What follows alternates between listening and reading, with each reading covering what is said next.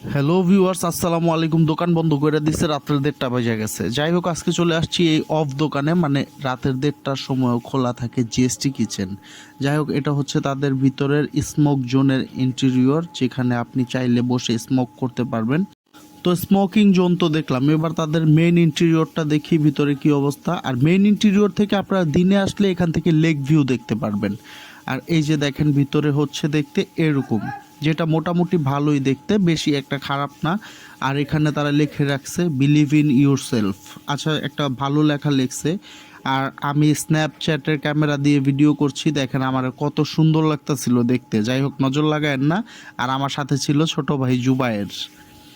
আজকে আমরা দুইজন চলে গেছিলাম জেস্টি কিচেন, যেটা আমাদের এলাকাতেই অবস্থিত, এবং তারা সাহারির জন্য সারা রাত খোলা রাখে এই রেস্টুরেন্টটা। আপনারা চাইলেও আসতে পারেন, বাট ওয়েট, আগে তাদের পিৎজাটা ট্রাই করে দেখি তাদের পিৎজার কি অবস্থা। অবশ্য আপনারা অনেকে আমাকে নেগেটিভ রিভিউয়ার বলেন, বাট আমি আসলে সত্যি নেগেটিভ রিভিউর না, আমি একদম সত্যি সত্যি রিভিউ দিই। যেটা আমার মুখে টেস্ট লাগে আমি ওইটাই বলি। আর যেহেতু আগেই আমি এগুলো বলতেছি, আপনারা হয়তো বুঝে ফেলছেন যে এটা টেস্ট আমার কাছে কেমন লাগছে। তো রেস্টুরেন্ট যতই সুন্দর হোক, খাবারের মান কিন্তু অবশ্যই ভালো হতে হবে। খাবার যদি ভালো না হয়, তাহলে ওই যে বাইরে দিয়ে ফিটফাট, ভিতর দিয়ে সদরঘাট, ওইরকম অবস্থা হয়ে যাবে। যাই হোক, তাদের পিৎজাটা ট্রাই করি।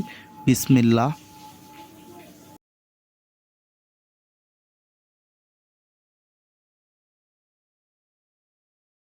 আর এই যে চিজ দেখতেছেন, এটা প্রথম বাইটে আমার মুখে একটু চিজ লাগছে, তারপরে আর আমি তেমন একটা চিজ পাই নেই।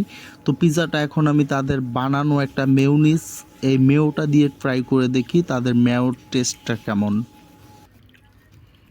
ও ভালো কথা, তাদের যে সাহারি আইটেম তা কিন্তু তাদের এই মেনু থেকেই আপনাদের সাহারি করতে হবে। তো এই যে মেয়োনিজ দেওয়ার পরে চিজের সাথে মেয়োনিজ, এটার টেস্টটা একটু ক্রিমি ছিল, বাট মোটামুটি অ্যাভারেজ ছিল, এত বেশি ভালোও না আবার খারাপও না। তো একটু লাইট ছিল পিৎজাটা। আপনারা চাইলে এখান থেকে পিৎজা ট্রাই করতে পারেন, সেটা সম্পূর্ণ আপনাদের ইচ্ছা। আর তারা দুইটা সস দিয়েছিল, একটা হচ্ছে টমেটো কেচাপ আর একটা ছিল মেয়োনিজ। আর আমি এখন টমেটো কেচাপ দিয়ে এই যে চিকেন পিসটা একদম মাঝখানে নিয়ে নিলাম, তারপরে সুন্দর করে ভাজ করে এটাকে রোল বানিয়ে নিলাম। হয়ে গেল রেডি আমার পিৎজা রোল।